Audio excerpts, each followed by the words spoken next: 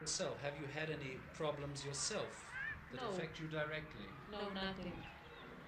Do you like living in the same apartment building as the so-called Black Hebrews?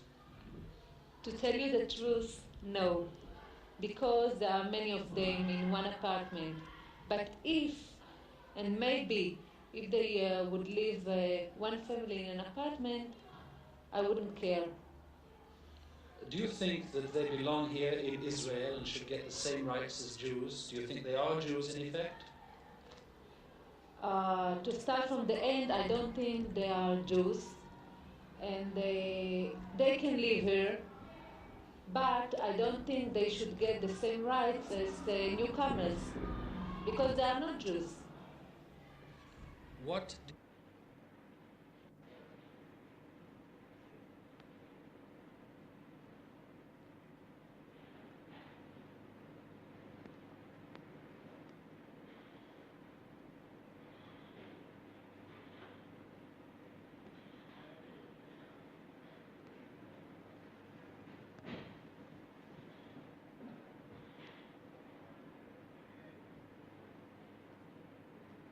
Shabbat, Nachon, Yehuda,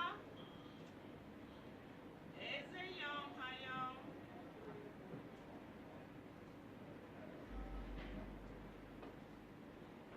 היום, יום חמישי, אשר, איזה יום שלשום?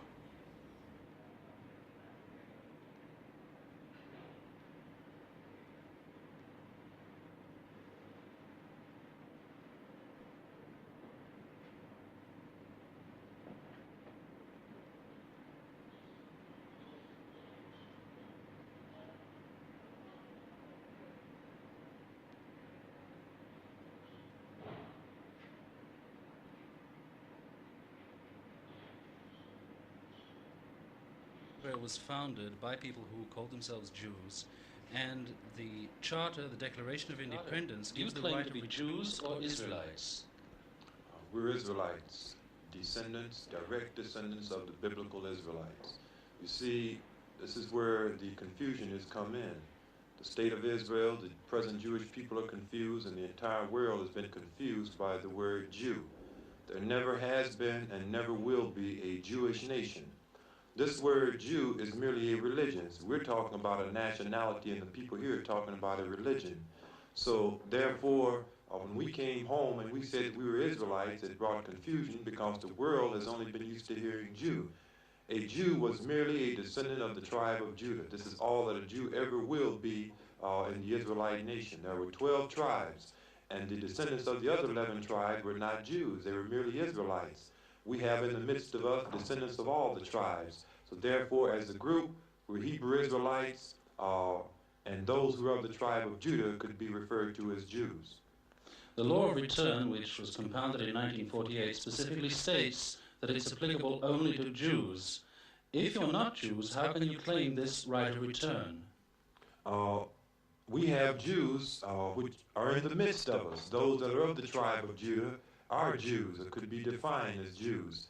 But once again, that brings us to halacha, which is the traditions which govern the Jewish religion, which was established in Eastern Europe and defined and interpreted in Eastern Europe, and set up when they got the state of Israel. They injected this in order that they could practice intellectual racism. There were no Israelites in Africa, Asia, North America, or the Caribbean that knew anything about halacha. So therefore, when they began to call for aliyah, only those who knew of halacha could enter in peacefully. That meant that only Europeans, Israel, and they could successfully set up a settler colony or a little white state in the Middle East. What's your inspiration? What made you think that you were Israelites in the first place? There is no thinking here. We are the descendants of the biblical Israelites. I'm pretty sure that you know that yourselves. Our inspiration and our proof come from the Holy Scriptures, and that we being guided under the divine guidance of the God of Israel. You see, the world has been taught history wrong since the Dark Ages. As a matter of fact, since the Dark Ages, you had a new historian which emerged. You had an Anglo-Saxon historian. Anglo-Saxons were racist, and Anglo-Saxons wrote racist history. And at that point in history, everything good turned white, and everything bad turned black. I'm pretty sure that historians and yourself, you're aware that this land was formerly populated by black people, originally by Canaanites. Canaanites were descendants of Ham, a Hamitic seed. The Egyptians, the ancient Egyptians, were a Hamitic seed. And our people spending 430 years in captivity in ancient times, in the midst of this black nation, Moses looked like an Egyptian. It's quite evident that the ancient Israelites beyond a shadow of a doubt, we're a black nation of people. Does this apply to all US blacks or just to members of your own sect? The majority of the population in America, the black population in America, are Israelites. That is to say that if the world really wanted to know how the ancient Israelites looked, then they could take a trip and go through a black ghetto in America, and they could see exactly how our people looked in ancient times living in the land of Israel.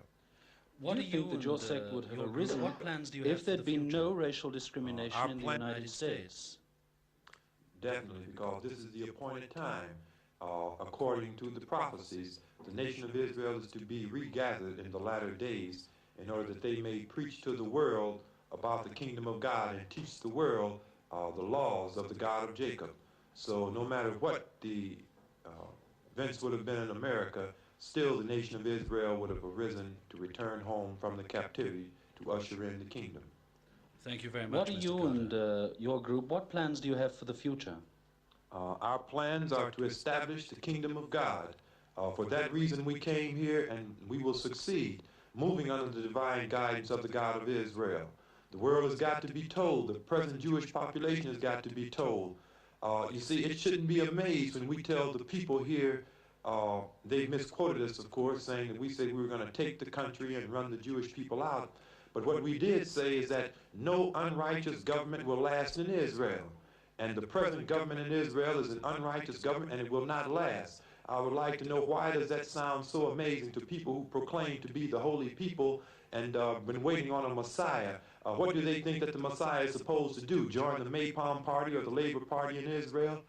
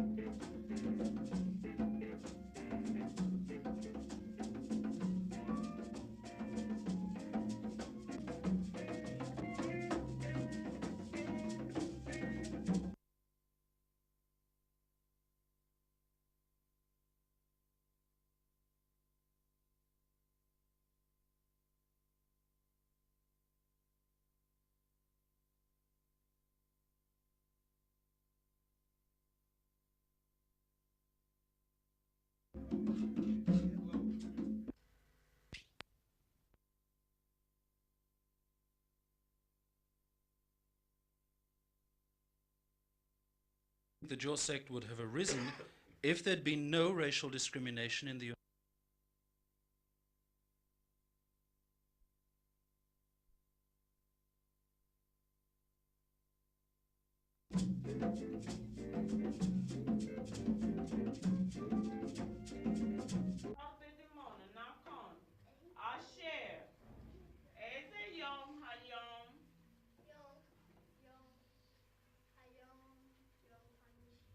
Hayam Yam Hamishi Nakon.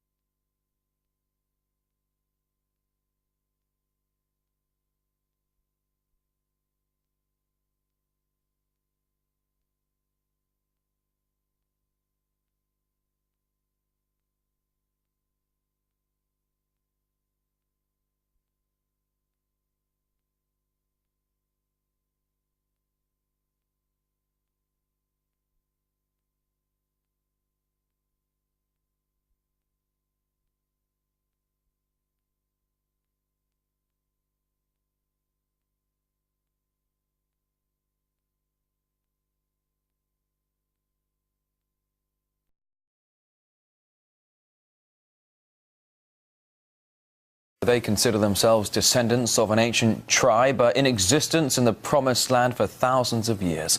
However, returning to home soil, they've been faced with government oppression and have been struggling to be properly recognised. RT's Paula Sleer went to hear their story. Deep in Israel's Negev desert are the remnants of an ancient people trying to build a modern homeland. But these mostly black Americans are not Jews, nor do they profess to be. Instead, they call themselves African Hebrew Israelites, descendants of ancient Israel. We sang about the River Jordan.